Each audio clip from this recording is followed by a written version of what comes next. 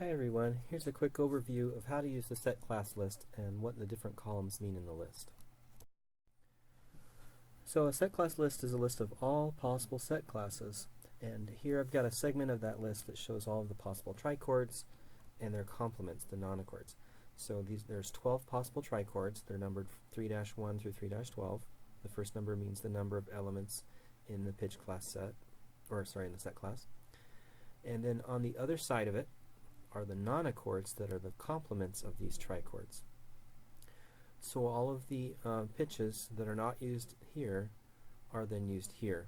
Now you'll notice these all have been transformed to the prime form, so they'll start on 0. But if these were the first 3 notes and we moved this up starting on 3, you could see it would be the rest of the notes in the 12 pitch collection. And the same is true for all of the chords on the opposite side of the list. They are the complements of the ones on this side of the list. Okay, so let's go to the next slide and look at some of the other columns. So here's an overview of what each one of the columns in this chart means. First of all, we have all the trichords here, and the first column is the fort number, named after Alan Fort, who came up with this system of labeling. So there's 12 possible trichords, and they're just numbered from 1 to 12. These are the prime forms of those set classes. And then the third column is the interval class vector, which we'll talk more about later. In the center is the degree of symmetry, which we'll also talk about later. And then as you move towards the other side of the symmetrical column, it's the same information going this way.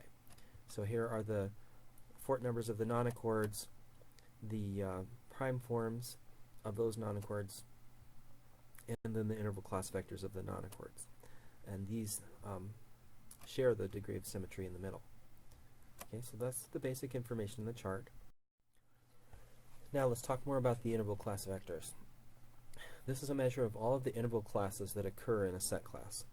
So here are the first 3 trichords. 3-1, which is 012, 3-2, 013, and 3-2, which is 014. If I measure, when you see this interval class vector, you can just kind of imagine at the top 1, 2, 3, 4, 5, 6. Those are the 6 interval classes. And this is just a tally of the number of that interval class in the set. So 3-1 has 0-1 is a 1, interval class 1. 1-2 is another interval class 1. So there's 2 of those. From 1 to 2. So if I go from 0 to 2, that's an interval class 2. So there's 1 of those. And that's all the possible interval classes in that set. So the vector has 2 interval class 1s, 2 half steps, and 1 interval class 2, which is 1 whole step. Same goes for all of these. Here I have a 01, I have a 1 to the 3, which is interval class 2, and I have a 0 to 3, which is an interval class 3. And it's done fairly systematically. 0 to 1 is a 1, 0 to 4 is an interval class 4, and then from 1 to 1 to 4 is an interval class 3. Okay, so this column does all the work for you and tells you what type of interval classes are found in each one of the set classes. On the opposite side, the interval class vector is of the non-accords, and you can see there's a lot more interval types when there's 9 notes versus when there's 3. And it's done in the same way, from the first note to the second, to the third, to the fourth, and so on. There's kind of a pattern that's interesting. You'll note that from going from here to there, everything has a 6 added to it, except for the tritone column, which is half as much. So we add 6 because the difference between the non-accord and the trichord, between 9 and 3, is 6. So there will be 6 more of every type of interval. The reason there's only half as much of the tritones is that when you invert a tritone, it's still itself. So it inverts into itself, so there's half as many of those. Okay, so that's basically how the interval class vectors work.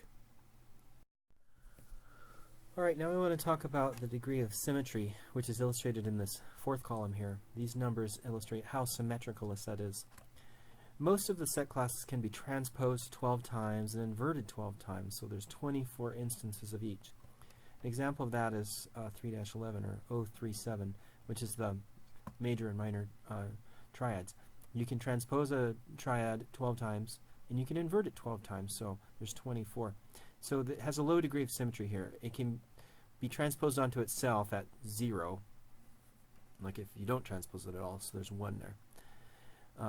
Yeah, so the first column tells me if it can be mapped onto itself when it's transposed. So if it's transposed by 0, everything has a 1. But this one, 048, can map onto itself 3 times when you transpose it. So there's 3 ways you could transpose it where they would become the same 4 numbers. So if I took 048 and transposed it up 4, then it would become 480.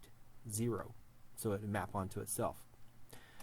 So there's 3 ways in which it can map onto itself when it's transposed. And you can see some of these have higher degrees of transpositional symmetry. The second column tells me how many times that set class can map onto itself when it's inverted. So if you take 037 and do it backwards, as we said, it's a minor triad becoming a major triad, so it doesn't become the same thing. But if you take 012 and do it backwards, it's identical, right? It would map onto itself, so it has that degree of inversional symmetry. 048 maps onto itself 3 times when it's done backwards. Okay, so it has higher inversional symmetry. And some of these others also have higher degrees of inversional symmetry, such as 0369, which is the fully diminished 7th chord. That has the highest here on this chart. If you want to figure out how many instances of that set class there are, these symmetrical sets are going to have fewer than 24 possible instances. You will add up those 2 numbers and divide 24 by that number. So 24 divided by 2 is 12. So there's 12 possible versions of 012. 24 divided by 1, there's 24 instances of this set class. That's normal. 24 divided by 6, there are only 4 possible augmented triads.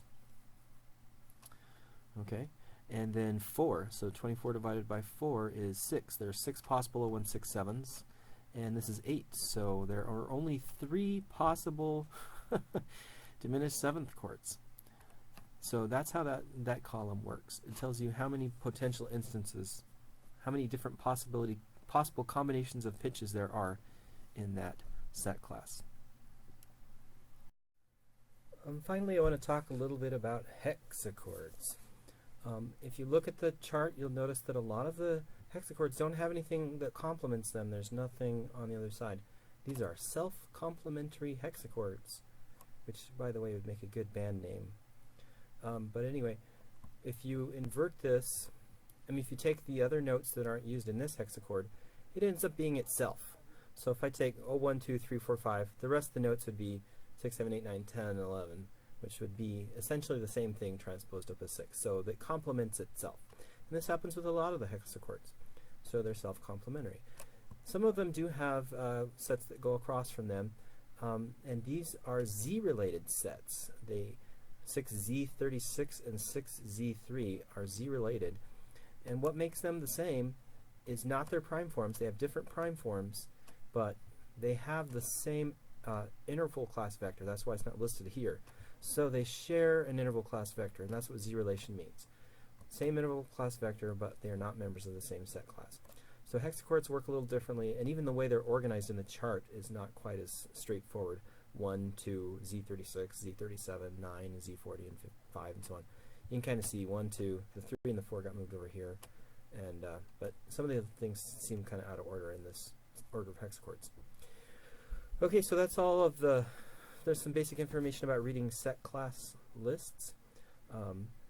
You are ready to go.